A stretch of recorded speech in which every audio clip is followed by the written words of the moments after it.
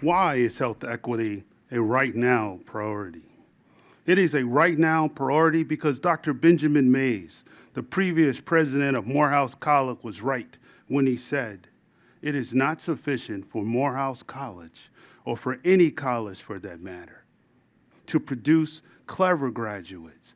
He said men, but I added women, fluent in speech and able to argue their way through, but rather honest men and women who can be trusted in public and private, who are sensitive to the wrongs, the suffering, and the injustices of society, and who are willing to accept the responsibility for correcting the ills.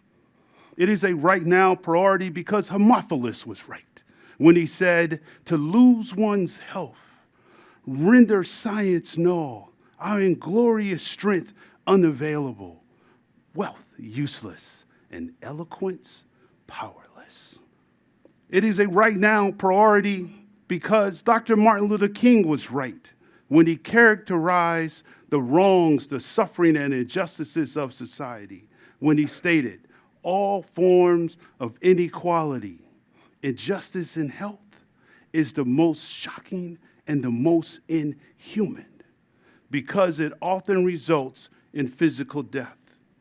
Inequities in health and healthcare for blacks in the United States started in August 1619, when a ship came out of a violent storm manned by pirates and thieves and landed at Jamestown.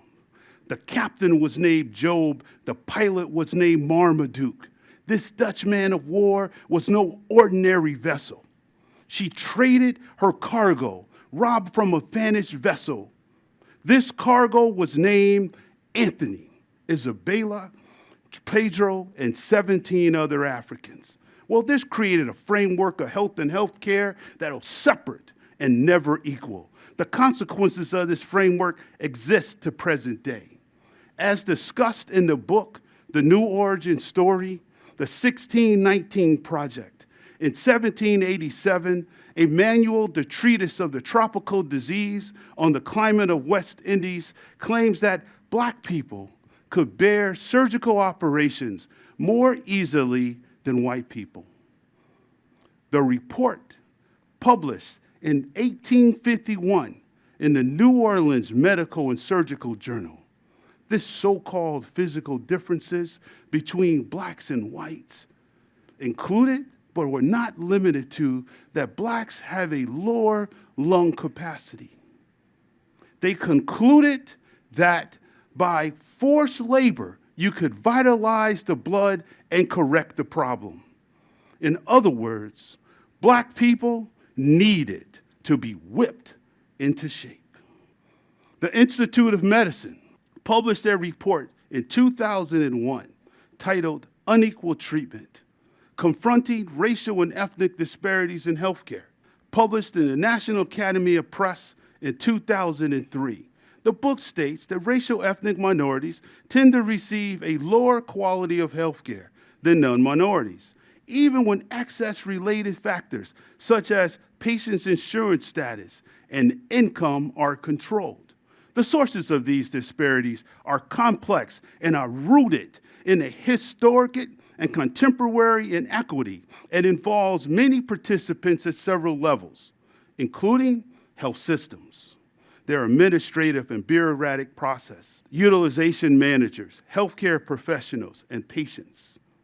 The study committee found that evidence of stereotyping, biases, and uncertainty on the part of health providers can all contribute to unequal treatment. The scientific literature supports a problem.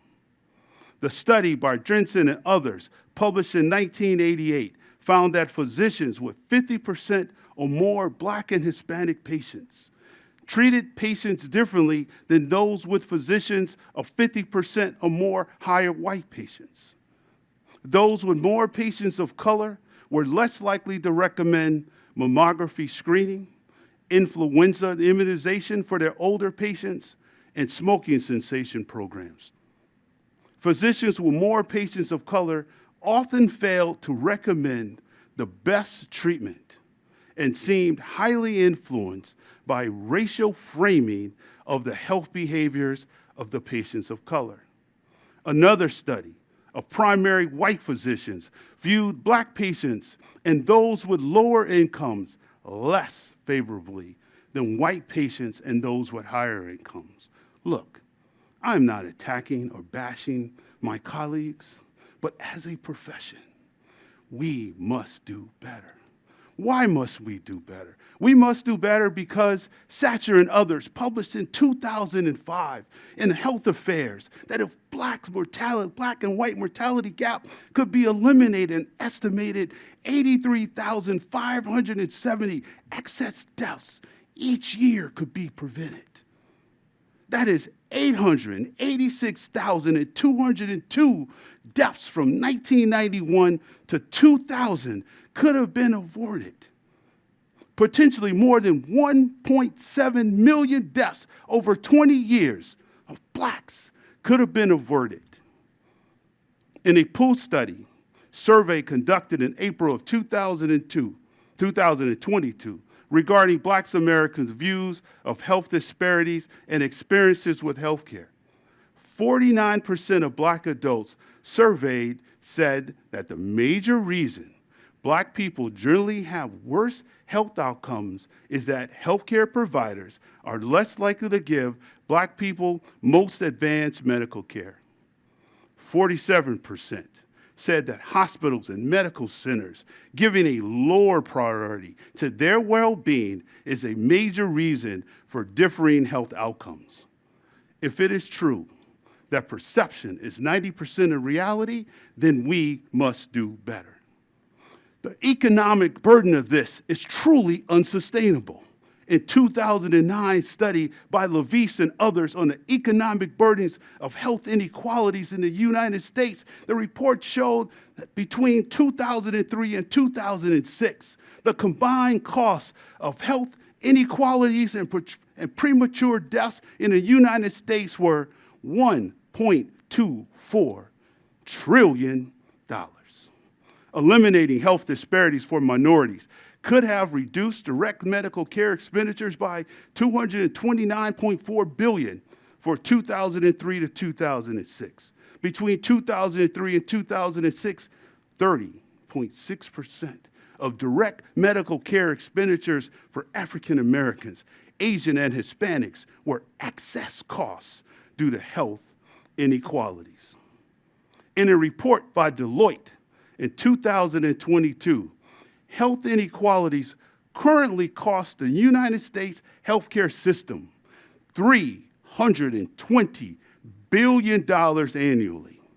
Now, if left unchecked, the cost of health disparities could reach $1 trillion or more by 2040.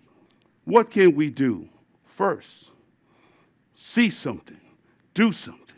Do something if you see less than equal treatment for equal diseases, regardless of race.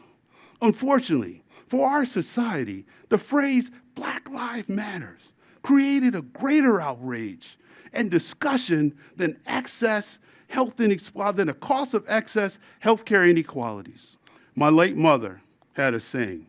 Now, I hope you realize that that's not my mother, and that's truly not me. But she did have a saying that enough is enough and too much stinks. What can I do, you may say?